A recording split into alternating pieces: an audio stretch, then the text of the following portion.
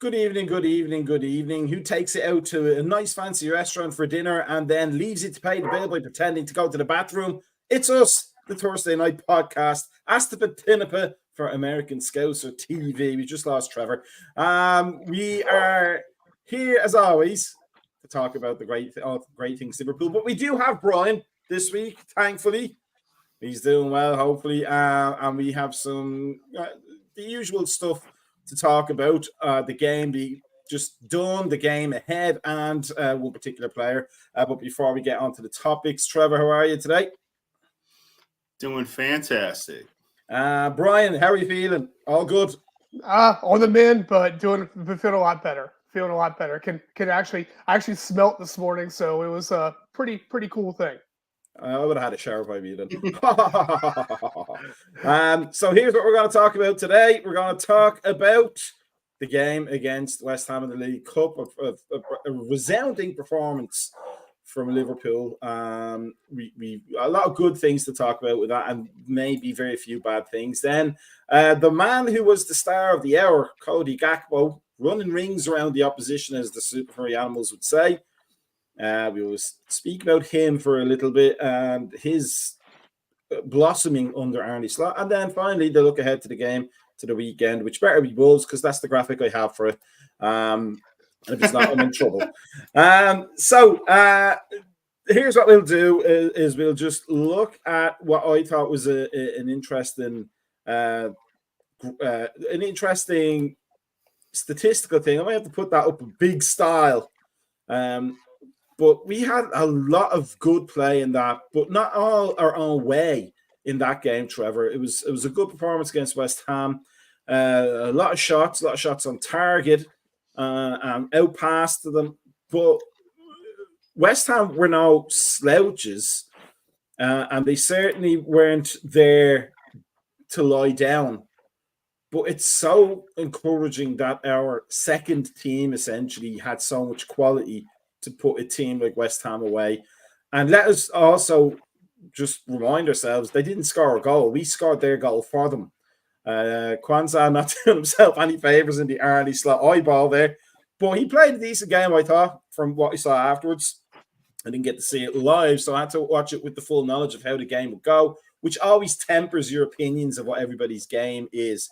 But it was a good victory, Trevor, wasn't it? Especially with Arsenal doing much the same scoreline-wise. But we really showed how well coached that team is. Yeah. After that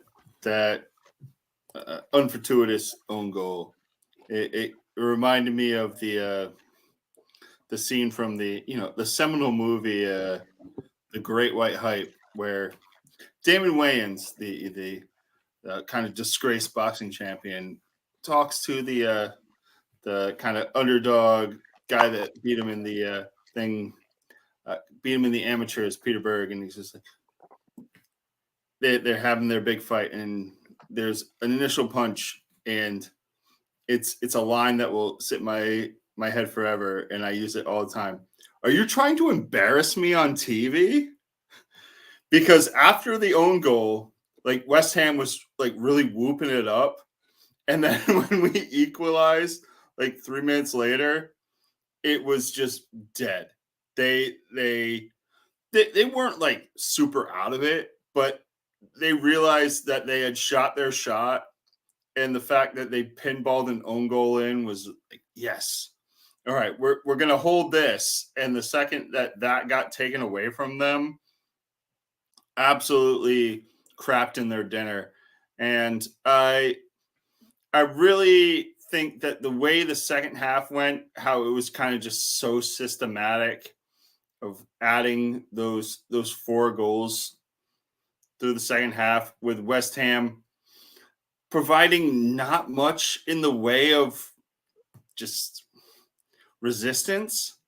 They had a couple good shots in the second half that Kelleher dealt with, but outside of those one or two moments, they kind of just capitulated.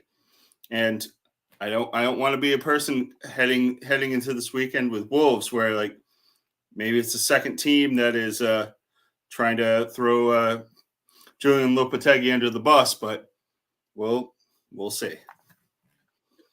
Brian, for West Ham, it looked like I'm just going to say West Ham manager. He never said his last name correctly. So the West Ham manager ran out of ideas about 15 minutes into the second half and just kind of went, crap, I should have started playing. I sat on the Discord and I was literally going by the fact because I was working at the time, but it looked like the West Ham fans, not the club themselves necessarily, but the West Ham fans really knew what they had before it went under David Moyes. Because I bet if they were a West Ham, if they had the chance, they would have rather faced it with David Moyes than Lopetegui. It's really shocking right there because I figured Lopetegui would be a really good manager for them and take them a different route. But I think that the problem is you have players like Solar who haven't really go through and settled very well yet in the league, and it seems like Moyes had his touch, so he's still really kind of playing. Lopetegui's playing with Moyes' players, but it was just really a disjointed side. I expected more of Bowen. Bowen had a couple shots, but shots are like far outside the box. It was nothing that really troubled Kelleher at all. And not that we didn't go there and actually halfway give them opportunities right there to do things, but it's like a quiet game. Antonio was quiet. It was almost like they had the energy sucked out of them right there after we got that, like you said, after we got that the leveling goal, and then after that there was nothing there. They were a shell of themselves. But yeah, this is a strange game, and it was very good to watch our second string go out there to handle it well. There was some there was a couple standout performances mixed in there. That was definitely impressed with. I thought Endo had a fantastic game. A lot of people. Aside for hitting Kwanzaa in the leg right there for the own goal, but other than that right there, he handled it very well. But definitely, it was a good game to watch. Trevor, to me, it showed the stark difference. Two managers coming into a club, two managers following, in relative terms, a successful manager for their club. Obviously, two managers who had different relationships with their fans. The West Ham fans were ambivalent, I think would be the best way to put it, about Moyes. They liked the success he brought them, but they didn't like the style of football that led them there. Whereas we obviously hero worshipped and adored Jurgen Klopp. But between the youth team during the friendlies, this so-called second string, which I looked like it could have been anybody else's first team outside of City and Arsenal, maybe, and how well they looked and how cohesive they looked and how organized they were. And it's not even Jurgen Klopp's style. It's not like he's just taken that and just ran with it. He's added his own little touches as well. It really does show how flavor of the month coaches and big names that are fancy continental names or come from the country that's, like Spain or Germany. It's the flavor of the month. But a good coach will get their team working well together fairly quickly if they're a good communicator. And quite obviously, Arne Slot seems to be a fantastic communicator of his ideas. Yeah, and I think that is probably the biggest thumbs up that you can give to him as a coach manager so far. He's a guy that, whether you're the last man off the bench or you're the first name on the team sheet, you know what you're going to do when you are called upon. And I think that's something I'm not sitting here sliding Klopp thinking that he's a guy that kind of neglected those lower portions of the roster guys where they were just, you just show up when you show up. I really think Slot has come in and probably out of necessity gone and talked to each probably individual person and going, all right, when we're going to utilize you, this is going to be this, and you're going to be asked to do this. in these particular competitions against these particular teams, so on and so forth. And he's probably laid out like probably first 2 months of the schedule, because that's before it kind of gets dynamic with teams getting knocked out and you potentially getting knocked out of cups and stuff, and the schedule kind of getting a bit wonky. I think more than anything, he's really just had the players have their roles defined, and those that may not like that, you can deal with it in your own ways and on your own time, the Endos of the world. But it doesn't seem as if anybody is in the dark about what is being asked of them and in what direction they are being asked to play in any given game. Brian, we're going to focus on the good qualities of one of the players yesterday who starred in the game, but it's Thursday night, so we have to focus on the qualities of somebody who didn't. Now, he may have had an assist, but am I completely off the deep end expecting my number 9 to have at least one shot in a game he didn't get subbed off for in a 5-1 rout in the cup? So it was really strange how we were lined up, because obviously we had like Jota as a number 10 right there and right behind Nunez, which I thought would have been a really good thing for Nunez, because I've been saying like that for the past, on this show and also on the other pods like there, that I thought Nunez needed a link up player right there, and he had one there, but it doesn't seem to come to anything. I mean, to not have a shot on goal as a 9. Pretty rough. I mean, and let's just point out, it's not he didn't have a shot on target. He didn't have a shot. He did have a shot. Yeah, zero shots. Yeah, I mean, he had, and really, if I watched Nunez in that match right there, there was a lot of backtracking that he did. I mean, there was sometimes where he was on the other third of the pitch defending at points right there. So it was interesting to see how he was lined up. But again, maybe it was how Slot wanted him to play. I don't know it there. I mean, because honestly, a lot of our play came from the left side in that match. I mean, because even with the Simicast and Gapco link up was like majority of our play of that thing. I mean, you had Bradley that came there and had some crosses on the right side, but it was mainly the left. The left that like basically came there and controlled most of the tempo of the match.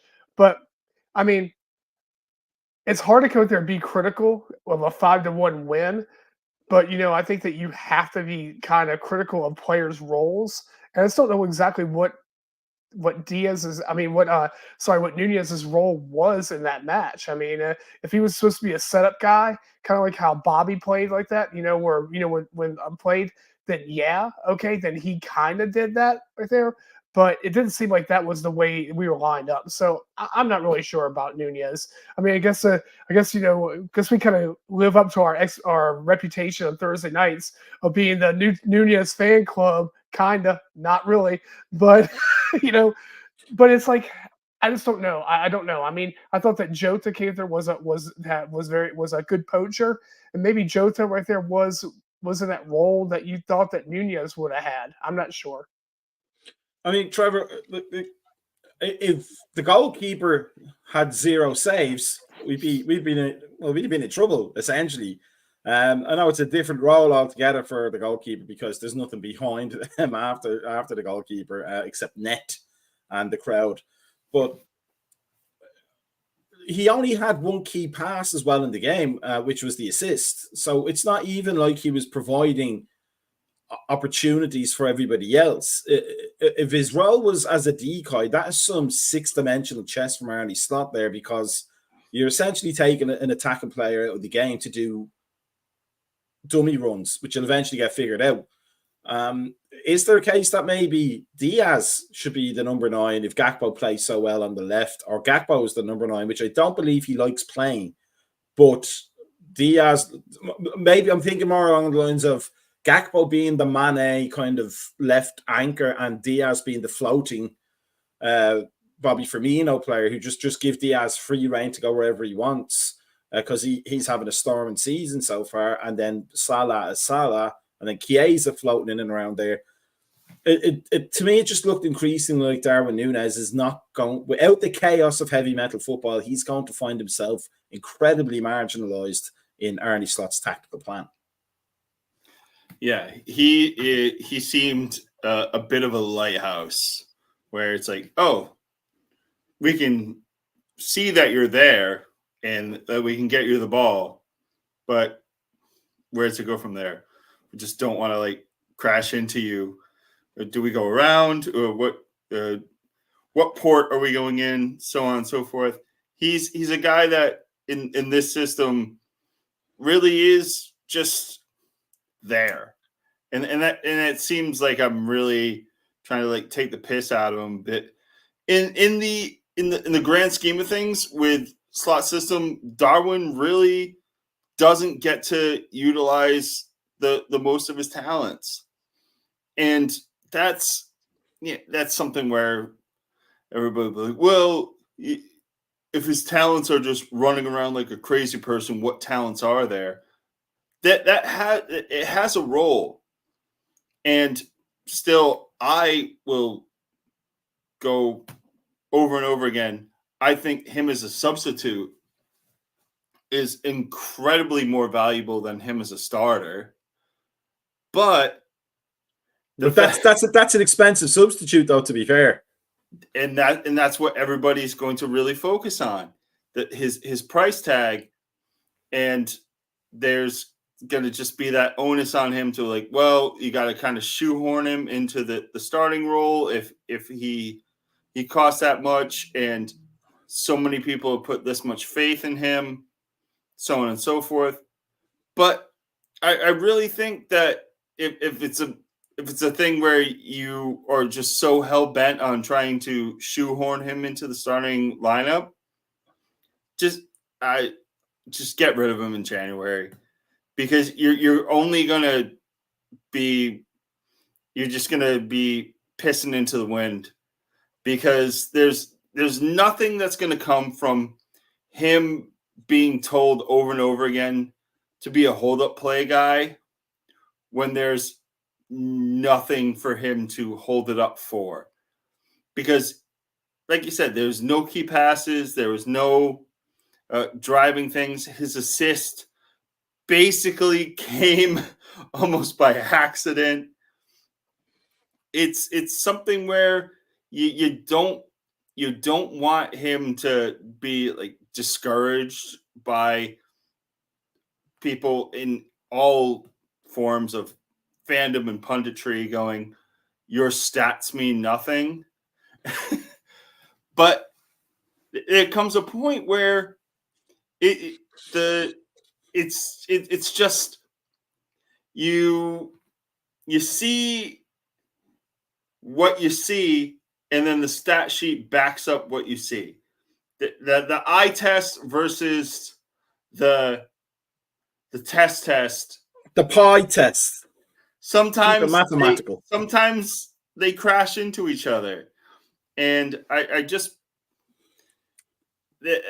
think that's going to be a huge thing in January. If Slot is really just going, I can't use this guy more than a sub, then just get rid of him and try to recoup as much of it of that fee as you can, unless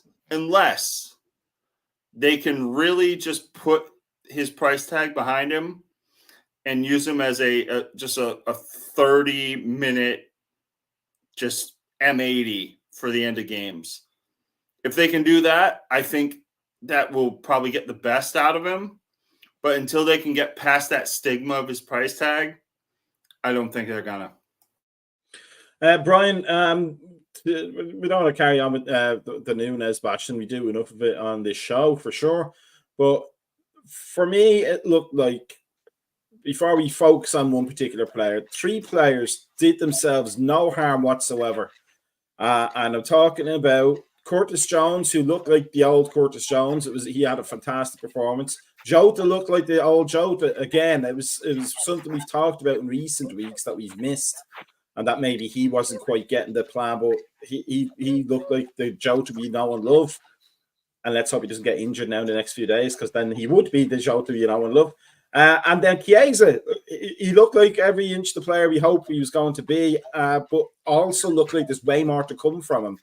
For those three players, that was a good game, wasn't it? Yeah, I mean, they definitely were all there. I think one of the most apparent things right there that you could see on here was that Szoboszlai was not playing in a 10 role. Jota was playing a 10 role, and you saw a different level of creativity, and you just also saw something that was actually a little bit better of a movement right there with as far as like the front of the pitch. Chiesa was just all over the place through that whole match, and I enjoyed watching him, and I'm glad that he got that assist. He was unlucky to not go there and get a goal in that match right there, but by the way he played. But I mean, it's hard right there to play right there when you basically right now have six very standout, almost world class strikers out there vying for basically 4 positions. I mean, so what do you do with these guys? I mean, it's gonna be a tough thing right there. I mean, and honestly, right there, even I'm not gonna keep on going on about Nunez right there, but I don't think that Nunez really had a horrible match. It's just that he just didn't have a match that you would expect of a number 9 to have. And it's like something I was like talking about like there in the post match is that I think that we need to have another number 9 mixed into our group right there for rotation purposes, because I don't think that Jota's a number 9 either. I think Jota's a 10. I mean, he doesn't play that 9 role right. I mean, I guess we all get there saw so many years of watching a Torres play as a number 9, or watching how Suarez played as a number 9, and watching how Bobby played as a number 9. And Jota and Nunez don't fit that role, either of those roles right there. I mean, so I guess going forward to see what Slot's going to wind up doing as far as the way he plays right there, especially when it seems like he's drawing almost like a false 9-ish kind of thing right there, as far as and letting the actual guys, your attacking midfielders / wingers go out there and have a majority of the ball. I think that that maybe Jota is more utilized being in this position that Szoboszlai's at. But I mean, it's a really bad. I guess to say it's a good problem to not to have right there with having that many people, that much talent up there in the front. Before we move on to the next topic, the American Scouts or Fantasy Premier League show will be on straight after us at 9 p.m. Eastern time, the only time worth timing. So make sure you stay tuned in for that. But one player who stood out, and he gets all the plaudits, Trevor, yesterday, was Cody Gakpo. We've wanted to see him as fans run a game. We've wanted to see him dominate, as we know he can, as we've seen him in flashes for the Dutch national team, and he's come close to it sometimes, but he hasn't been the main man on the pitch during those times. But yesterday, he looked like, to use that cliche, a whole new signing. It was the Cody Gakpo we wanted to see, and we saw at the very beginning, and we've asked for. We've been so focused on the Arne Slot striker whisperer meme with Darwin Núñez. Should we really have been focusing more on Cody Gakpo, his fellow countryman? Yeah, Gakpo in that game against West Ham was a guy that kind of just imposed his will. Even in the first half, when it seemed that we never really got out of that first gear, he was the guy that was really asking a lot of questions. And in the second half, when kind of things turned over on their heads, West Ham got the red card from Alvarez, and then everything kind of fell apart for them. Gakpo was kind of just the catalyst for everything. And I really I'm just happy to see him more enjoying his club football, because we talked about, especially in the European matches last year, he's a guy that looked like he was just going through the motions. It's like, I know that Diaz is going to start all the league matches. I know I'm only getting Europa League and I'm getting cup matches and blah, blah, blah. And I'm just here, and if I get a goal, that's cool. Whereas now I think he seems a bit more reinvigorated. He seems like a guy that has knowing that he's not going to get all the opportunities, and maybe that was something that Jurgen didn't really put forth to him, just going, well, you're just going to fight for your spot every week.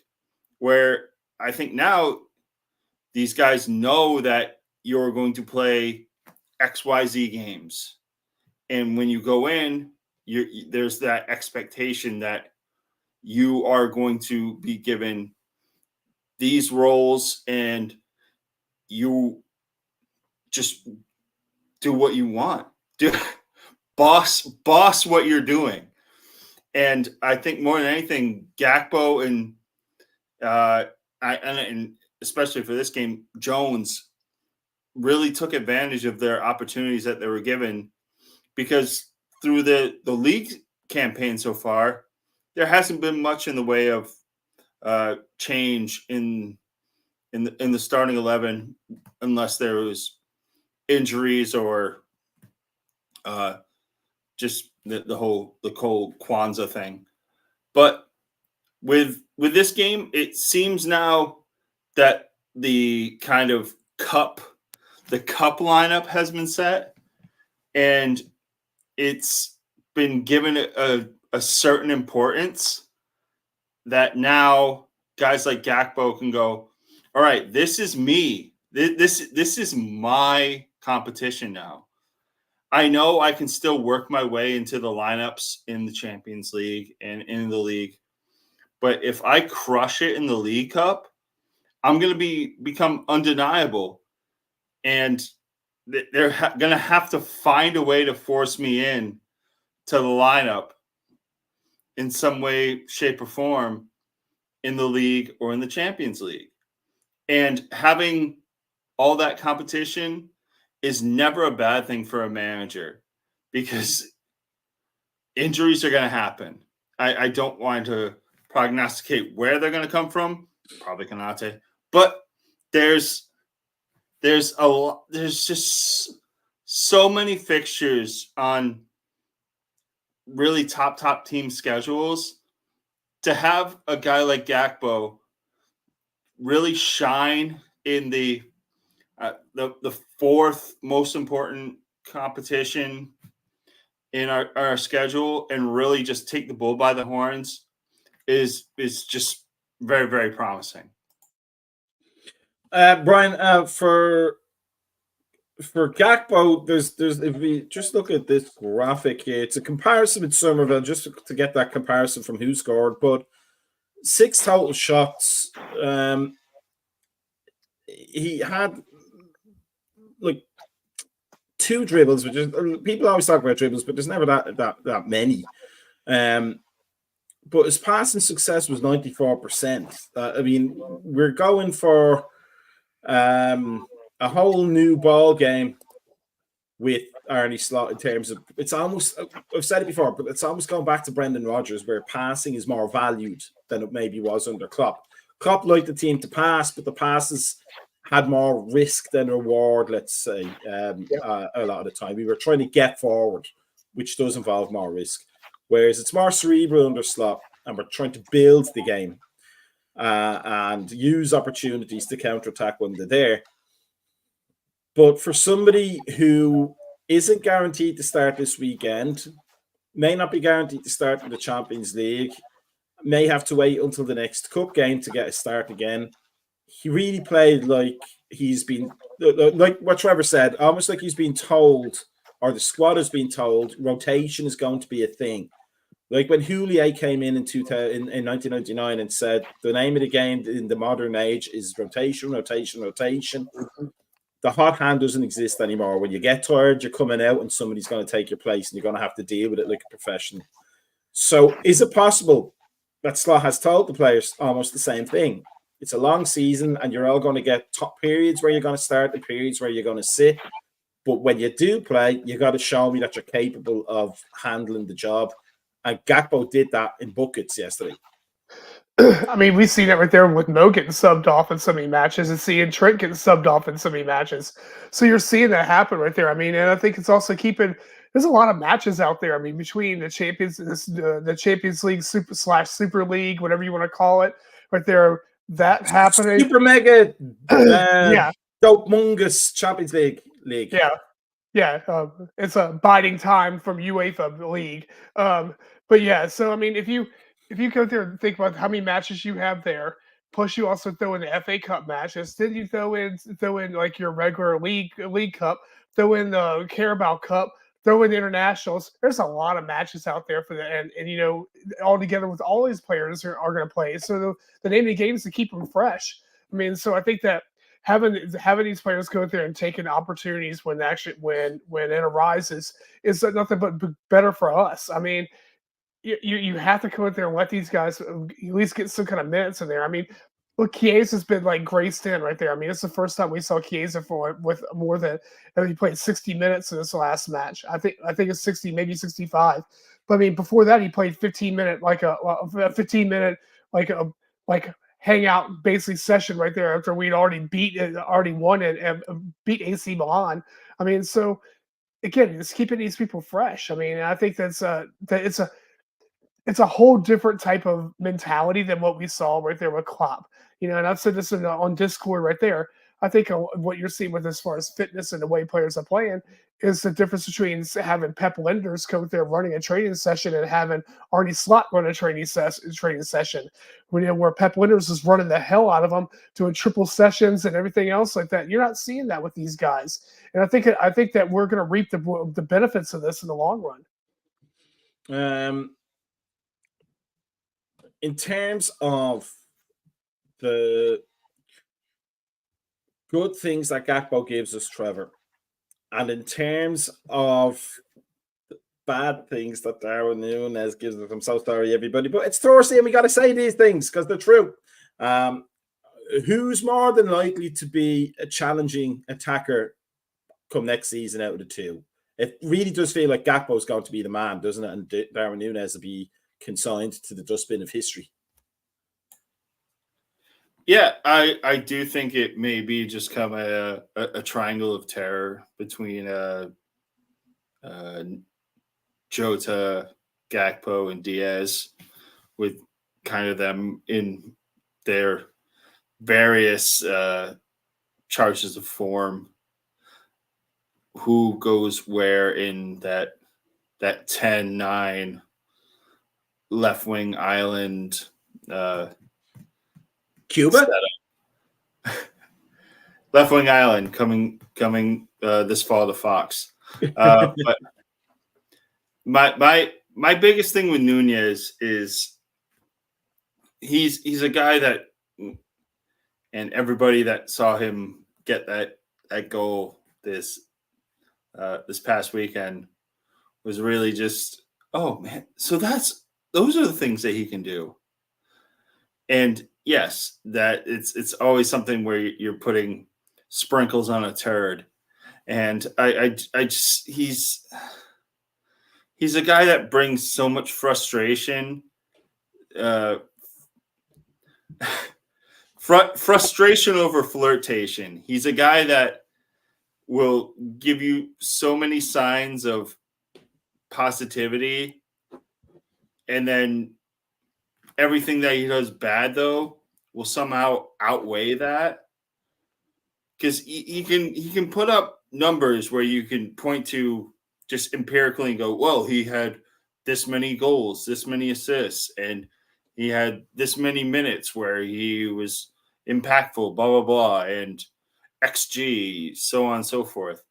But if you watch the games and you just see how many times he has to just really, he has his hands on his head, or you can see his teammates looking at him giving not, and maybe in time Chiesa will be giving him the old claws with this, but there's so many times where there's just frustration from the crowd, there's frustration from his teammates, there's frustration from himself internally. Like you know, sometimes when you keep doing something wrong, you're not unaware. Like Darwin's, as much as I want to like sit here and just go on this diatribe, he's not unaware that he's offsides all the time. Like it's not a revelation to him. If like a coach came up to him like, "Hey, Darwin, do you know you were offside 7 times last game?" What? What do you mean? That's so mind blowing.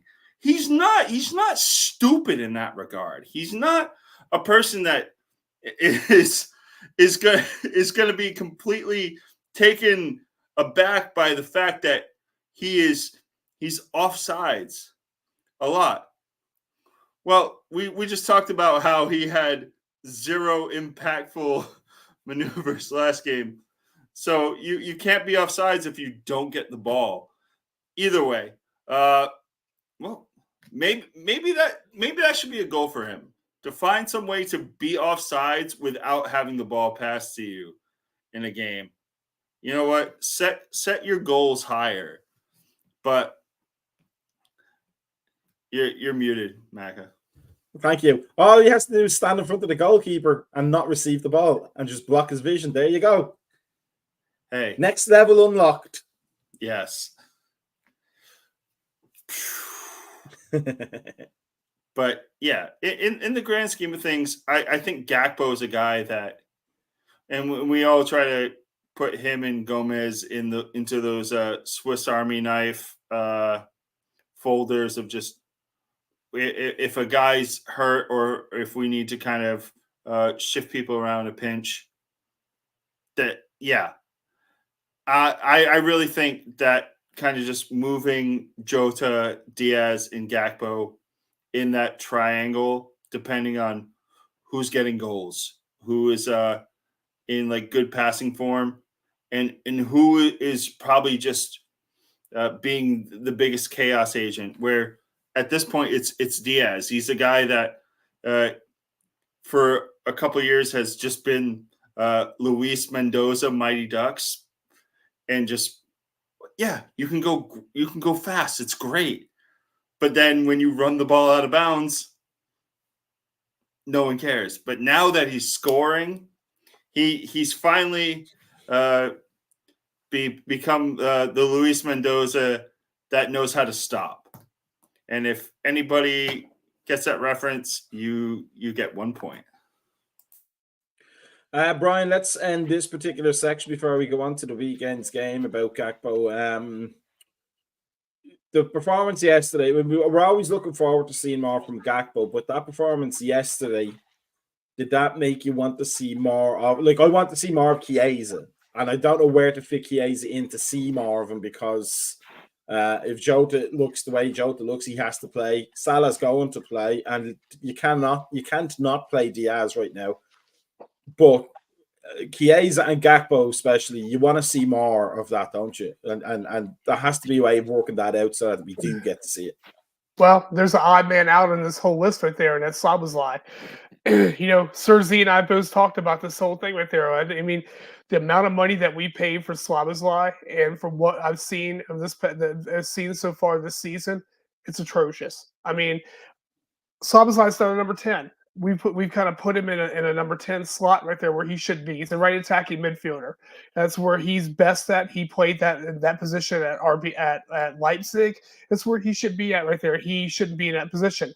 So where would you put Chiesa? Put Chiesa in a 10 slot right there. I mean, he'd be perfect there, because Chiesa could play completely across the board, and so you have him. The problem right there with Gakpo is, because I was watching another podcast like this morning, was that a comparison of Gakpo is like a better, more refined version of Rashford, and it makes sense right there, because he can actually do more than what Rashford does. He actually can run at the ball, and he can shoot, and he can pass, and he can set up play. Where Rashford is pretty much become a one-dimensional type of forward. So the problem is that Diaz is on a form of his life at the moment right there. So how can you not take Diaz off?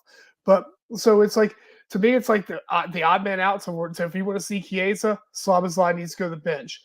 I mean, as far as Nunez goes, right there, I mean, I would say right there that Nunez is an impact sub, kind of like like we were talking about earlier, right there. I mean, I can't like Trevor said right there. I can't see him be a starter for us.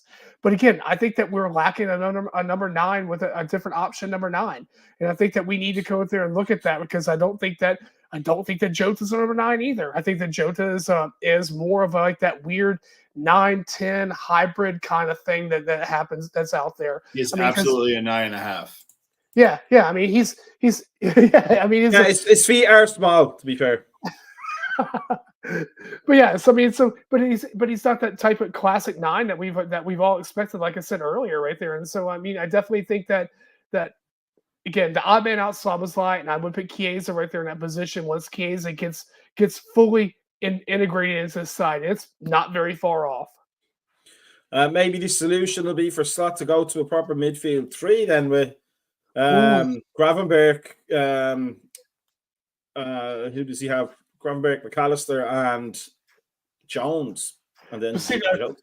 But even with that same thing goes with there. I mean, if we want to start talking on that right there of where players should go, McAllister should be a lot further up as a number 10 anyway before sitting back there in the double pivot.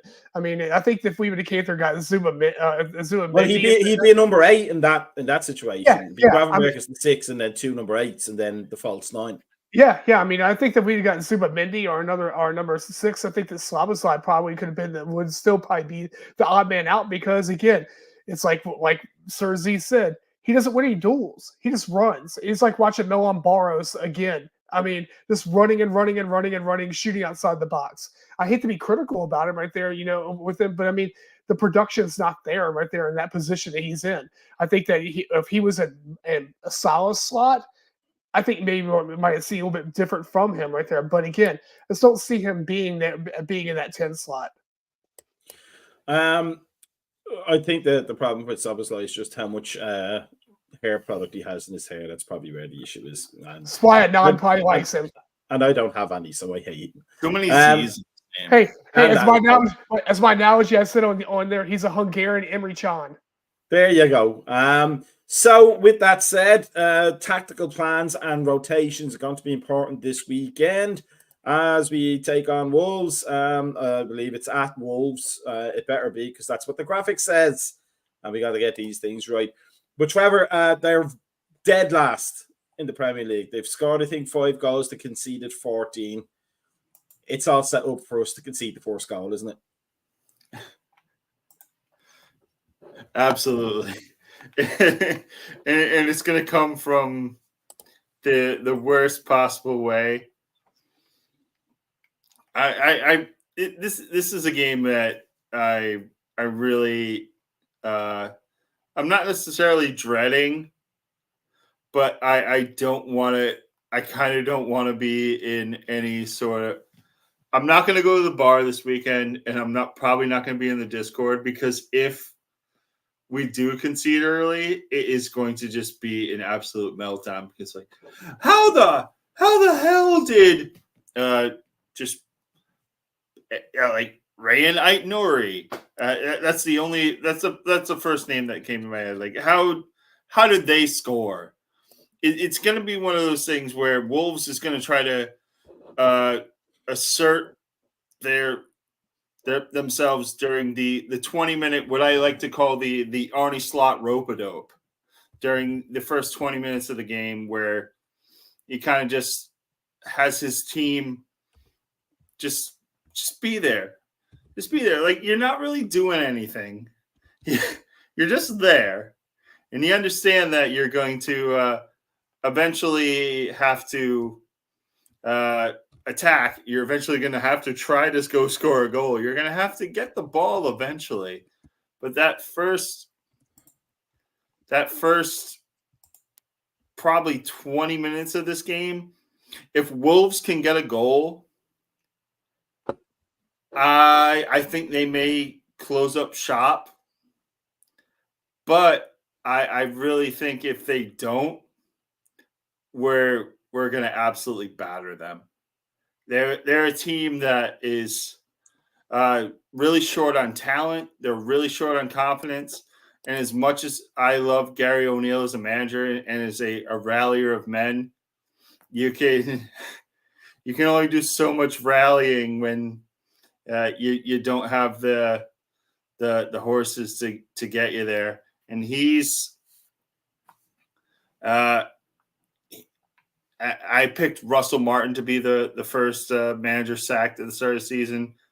But if Wolves get like 2 or 3 more bad results, he's absolutely going to get the axe. And I don't think it's necessarily deserved, but it's not looking great for the old Wanderers. Brian, it does have a feel of as Trevor says, if they score a goal, they'll close up shop, which you don't want to happen. But it would be a good test to see if we've learned any lessons from the Forest game, wouldn't it? Who's going to score the goal? That's the problem. I mean, because Kwanzaa. Yeah, I mean they're pretty bad side. I mean, it's going to be the top scorer of the Euros, own goal. I mean, and I have respect for Gary O'Neill also right there. I think he kind of got a shaft right there in his last position that he was in right there. But I mean, what can you do with the side? This side's bad. They sold the only key element that they had of scoring. They sold to Chelsea. I mean, so I'm sorry. I just don't see how they could do it. I mean, Al-Nouri right there is a left back. That's not a scoring position right there. There's nothing there. They are basically the way this table's shaping out is probably where it's going to wind up folding to, because I don't see any of those teams like that, including Wolves, being that good. I don't see us losing this match. If we lose this match right there, we've got a lot more work to do ahead of us right there, because this side is 100% worse than Nottingham Forest. I mean, because Nottingham Forest does have some type of offensive output right there with, as far as like their wingers, there's nothing to this side. I mean, it's a very weak side. So if we get their conceded goal on them and they set up shop, I think that we have enough creative people to break this down. But I don't see us conceding a goal in this match. Trevor, as much as we talked about the forwards there, we're going to assume Diaz is going to start, and we're going to assume Salah will start. And I'm going to imagine Jota is going to start. So do you think there's going to be a nice dramatic change, and we're going to have Chiesa as the 10, and maybe even like a 10.5 and Jota as a 9.5? Is there going to be something interesting in there, or are we expected to see the Nunez number 9 thing going on again? Yeah, I think back in the league, it's going to be more of the same. I don't see him deviating from the Diaz, Jota, Salah front line until the inevitable Jota injury. I think, yeah, if Wolves, I really want to say that they will kind of mitigate damage if we get a couple early. But I think there's too many Brazilians and Portuguese players in that team who have too much just personal pride to give a shit about not getting beat 6-0 rather than 2. You're not going to see Mateus Cunha run the ball to the sideline at any point if they're down 4-0. Did I lose connection? Oh, okay. No, you're still here. You still got you. I just on my screen, my face just went. So I was just making sure. Yeah, I want this to be kind of a rollover game, but more than anything, I want to keep a clean sheet, because if you start to give up goals to teams like Brian said that have no real potent attacking threat, then when it comes to facing teams that do have such, you're just going to be devoid of confidence in being able to stop them. And yeah, just put the foot down, go get a clean sheet, get a result, whether it be 2-0, 7-0, I don't give a fuck. just get out of there with no goals in the back of your net, and I'll be happy. Brian, before we wrap it up very quickly, give us your score prediction and your standout player. 5-0 Diaz again. I think that Diaz is going to have a hat trick in this match. I mean, I don't think they have anything to stand up to this right there. But yeah, 5-0. Trevor, score and star player.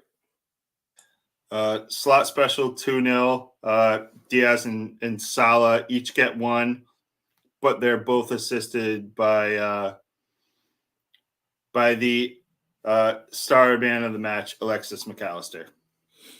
I'm going to say 4-0, and I'm going to say if he starts, Chiesa is going to be the star man. If he doesn't, it will be Gravenberch again, because I think he's holding everything together.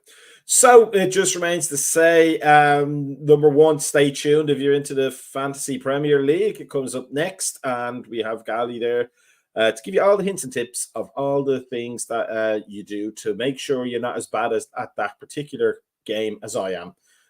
If you I am this year, I am absolutely in the toilet. So there you go. You can make sure you're not as bad as me. Need all the fucking help I can get.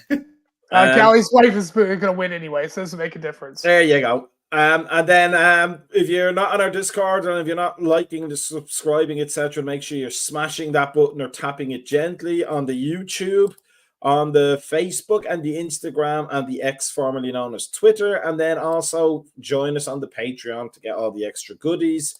But it just remains to say that